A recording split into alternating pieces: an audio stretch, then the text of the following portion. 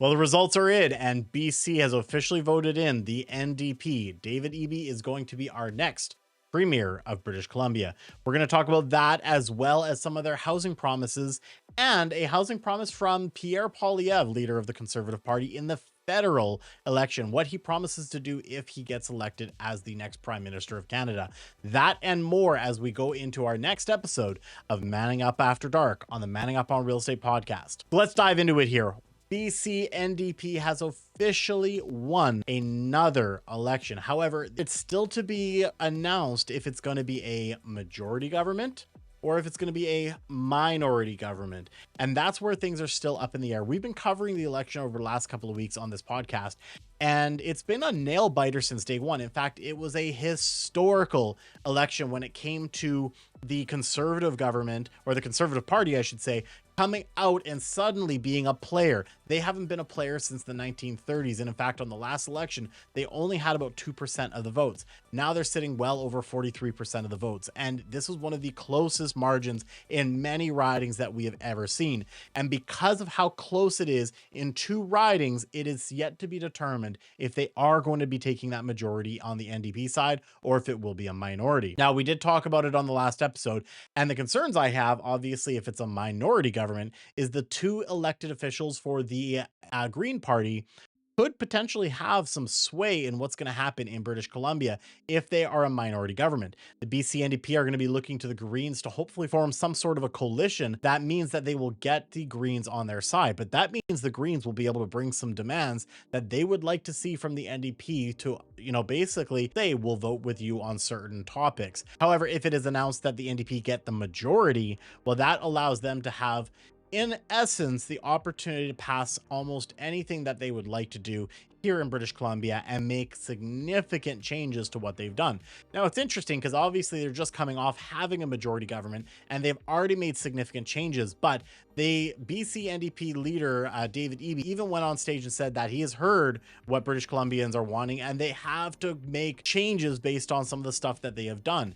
One of the biggest things is obviously he's pulled back on his drug policy, and that's something that's been a big topic on the election platform. So that's going to be an interesting one to see what he does there. But more focused on this specific podcast is their housing. So we are going to talk a little bit about one of his biggest housing pledges and what it really means to British Columbians and how it's going to roll out. There's not a lot of news on it yet, so we're going to cover that. And then obviously we'll talk a little bit about what Pierre Poilievre has also announced for one of his campaign pledges as we head towards a federal election probably into the next year.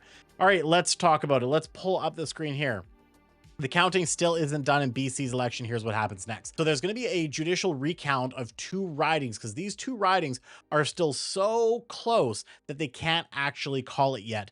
So this is going to be happening on September 8th, 7th and 8th. And the BC NDP just needs to win one of these ridings in order to form a majority government. Now, they are currently leading in the Surrey-Guildford area. If we pull it up here, we can see the riding that Surrey-Guildford is in, which as of Monday saw the NDP's Gary Begg ahead of Hanveer Singh Randhawa of the Conservative Party of BC by just 27 votes.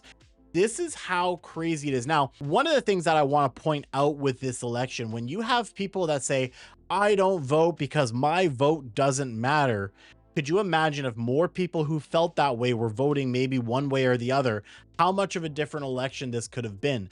So many people don't want to vote because they feel that with the thousands of people voting, if everyone's going one way, their vote's not going to matter. This proves it wrong. Your votes absolutely do matter. With a margin of only 27 votes, this is some of the closest election results we have seen in years. And again, historically, that it's the Conservatives that are bringing the heat to the NDP. Now, the other riding here, which currently is Conservative led right now by only 38 votes, is the Kelowna Centre. So if either of these get announced as they sit, or if either of them flip, that could be major changes for what the government's going to look like. One, if it stays the same and BC NDP wins Surrey-Guildford, we have a majority government. If that riding as well as Kelowna flip to Conservatives, will be in a minority government. And of course, if both of them go to NDP, we have the majority government. Going to be very interesting to watch, and this judicial recount is really going to make a huge difference on how the government is going to play out. As I said, David Eby is the premier now of British Columbia, as it is going to be an NDP government. It's really just up to which side is it going to be on, majority or minority? So we're definitely going to have to watch that over the next weekend, and we will be tracking it here on the Manning Up on Real Estate podcast. And one of the things I wanted to talk about is David Eby's plan for BC housing. I think it's very important that we cover this because, to me, this sounds a little bit of a rinse and repeat of something they tried, with obviously some tweaks in order to improve it and see if it's going to actually impact. I don't know how many people are going to get on board with this. They're going to have to do a much better job marketing than their last time. But that is that the BC NDP promises to finance a portion of thousands of new homes if they're reelected. Now, the reason why I say this is kind of a rinse and repeat is there was a financing program involved recently in pre-pandemic that I had actually some clients took advantage of. But the problem with it is that, one, the government doesn't move as fast as the market does. When we were trying to deal with a purchase for a client doing some sort of a provincially backed program that allowed them to purchase a property, it took a lot longer on the subjects, and most sellers out there are not willing to wait. So it'll interesting to see which types of homes qualify for this, and again, how it's really going to roll out and if it will actually impact housing in a significant way. So we can see here, David Eby and BC NDP promises 1.29 billion to help first-time homebuyers get into housing if market if re-elected. The plan calls for the province to finance 40% of the cost of a home for middle income earners. And we can see further down here, middle income is anyone earning less than 131,950 household income. So that's combined between two parties in the house. Essentially what it is that you'd only need to get a mortgage of up to 60% of the cost, with the government providing a low interest loan to cover the remaining 40%. I'm curious how this is going to roll out with banks. First of all, you can make this announcement all you want, but will the banks be willing to do this sort of a lending program where they lend 60% and the government lends 40%? Essentially, it sounds like that's meaning 100% financing for homes. I don't know how many banks are going to be comfortable with that, seeing as typically they like to see some sort of a down payment. They're mitigating if any fluctuations in the market. If the market goes down, but you've put a down payment, at least the bank's position is potentially secured. If you try to sell a property and the market is down, well, does that mean that the government's willing to take a bit of a loss? I really doubt it. I'm curious to see what that agreement is going to look like.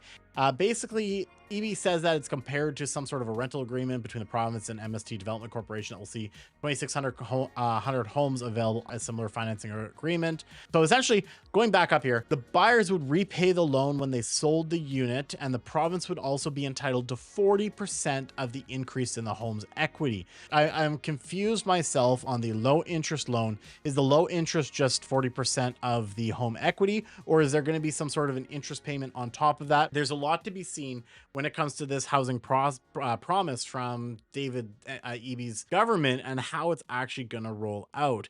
Essentially, the loan would have to be repaid upon the sale of a property, which that makes sense, or 25 years after the purchase date. So if you own the property for 25 years, at the 25-year mark, you would be required to pay the loan. Now, obviously, by year 25, that property should have gone up in value and you potentially have paid off a majority of your mortgage at that time. However, it goes to the fact that they do require 40% of the increased equity.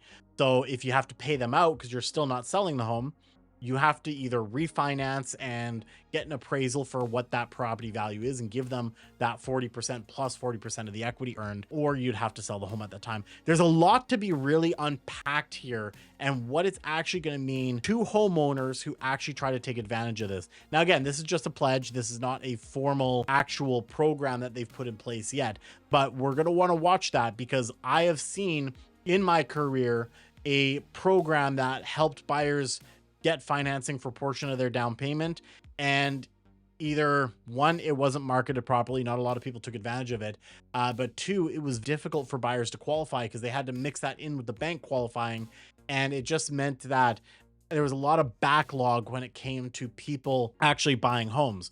So there's a lot of layers we're going to have to unpack here and see how they roll this out and see how banks actually take a look at this as well. Because again, 100% financing is something that most banks aren't really interested in funding. So we'll have to really watch that.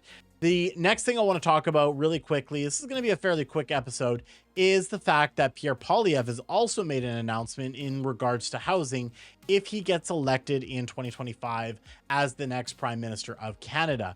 What he is pledging now, I'm very interested in this because I do sell a lot of new construction homes, and obviously one of the biggest difficulties is the fact that there is GST on that. In fact, for those who don't know, the government has basically made it so that they can actually double dip twice on GST on the same property, but that's a whole other topic for another time. But if you've been selling pre-construction and reassigning them and or selling them after that you've closed on them, there is a system in place for the government to get GST twice. So we'll maybe cover that in another episode. But taking a look at it here, Pierre Poilievre pledges to remove GST from purchases of new homes sold for under $1 million. Now, this is huge for markets specifically across Canada, but specifically in areas like Vancouver and Toronto, where most people are having to buy in attached properties anyways, and there's a significant amount of development that's happening. However, at the same token, properties in Alberta or Saskatchewan, Manitoba that are under $1 million detached, this obviously should affect them as well. So he promises to remove GST from new homes and rental with rental prices below market value. So again, I'm curious as this gets rolled out. When he talks about rental with below market value, does this mean it's a target for specifically investors buying properties who plan to create housing and rent them out? Or is this for specifically developers who build and hold? Or is this for anyone buying a new home for themselves? So let's get further into the article here. Conservative leader Pierre Poilievre is pledging to eliminate, we talked about if he wins the federal election. He made this announcement on Monday in a campaign style video released online and held a media conference in Ottawa to provide more details. He said, and in quotes, the GST was not meant to apply to the basic necessities of food and housing, Pierre Poilievre said on Monday. Conservatives say the move could save Canadians $40,000 to $40,000 on an $800,000 house and would spur the construction of an additional 30,000 homes in Canada every year. Again, this announcement builds on pledge by Poilievre to remove GST on construction of any new homes with rental prices below market values. Businesses will pass on those savings because if they don't, then buyers will buy from someone else. That is what competition means. Now, what I really like about what he just said there, and I think it's missing from a lot of policies that government's been putting in place, the more competition we create, the more it's going to balance out the cost of goods, and goods include housing as well. The more competition we create, the more choice buyers have, the more competitive with pricing developers have to be, landlords have to be, everything. The biggest thing that we can do to solve our housing crisis is to create incentives to create more housing.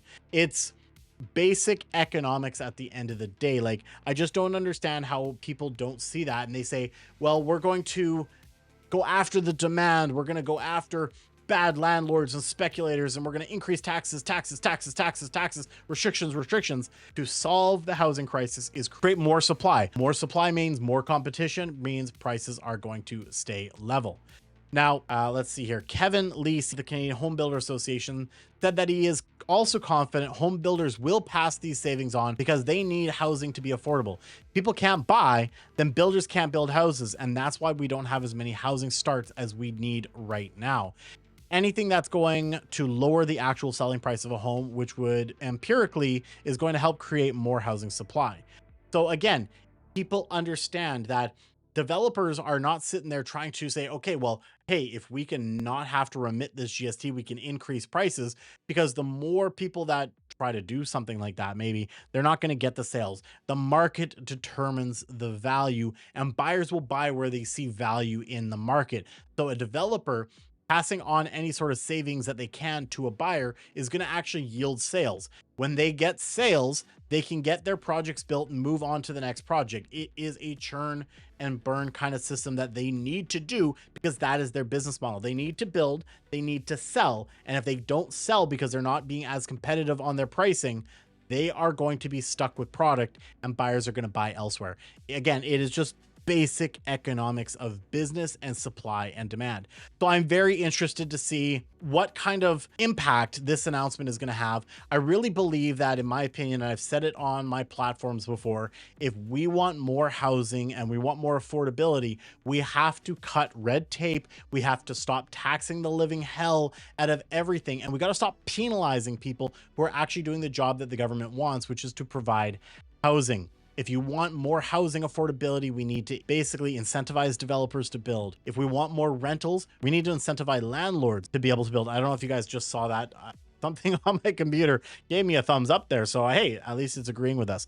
So we need to do a lot of things here in Canada and in the province of British Columbia to stop penalizing people. And we need to start incentivizing so that we can create more housing inventory. That housing inventory will create competition. And when competition happens, we'll actually start to see lowering of prices. Now, the biggest thing is obviously on the other side of that, we have to look at where the demand is coming from. If we continue to bring in more and more people into this country, and I'm not saying we don't need immigration, we just have to make sure we're watching the flow of it, is that it puts pressure on an already pressurized system here. As we bring more Canadians, they need housing. When they need housing and we're not building it as fast, we're going to see more pressure. So as an investor, if you're listening to this podcast, if you continue to believe that we are going to increase our supply or our demand by bringing in more people, well, now's the right time to buy. Because obviously with the current market, the stuff that the government has done, obviously raising interest rates and putting all these penalties in place, it has impacted the market. But long term, if we're not increasing the housing starts and we are continuing to bring more Canadians in, if you continue to believe that's going to happen, then investing in real estate long term is always going to be a good play. So now might be a good time to get into the market. That's just my opinion. You have to do your own independent research, of course.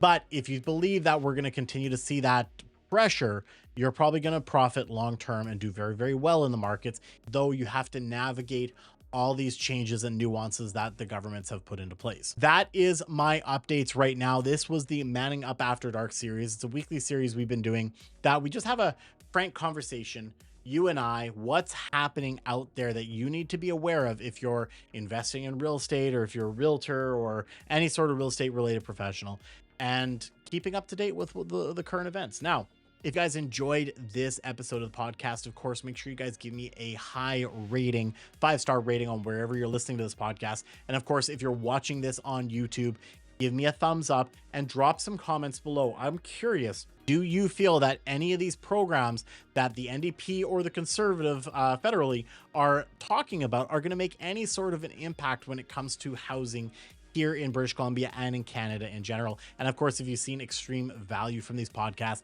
hit that subscribe button. Every single one of you who hits that subscribe and turns on the bell helps me grow this channel, and it helps me continue to be able to deliver this information to you so you can continue to stay as up to date as possible and make the right decision for your business. Thanks again for watching, and we'll catch you guys on the next episode of Manning Up After Dark on the Manning Up on Real Estate podcast.